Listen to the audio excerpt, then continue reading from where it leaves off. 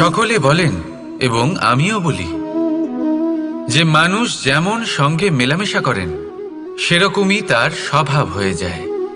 এ হলো সত্য, কিন্তু এটা হলো অর্ধ সত্য।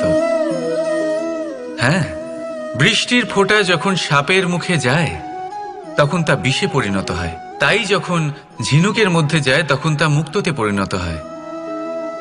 কিন্তু কোনো ব্যক্তির স্বভাব এ হলো অত্যন্ত গুরুত্বপূর্ণ।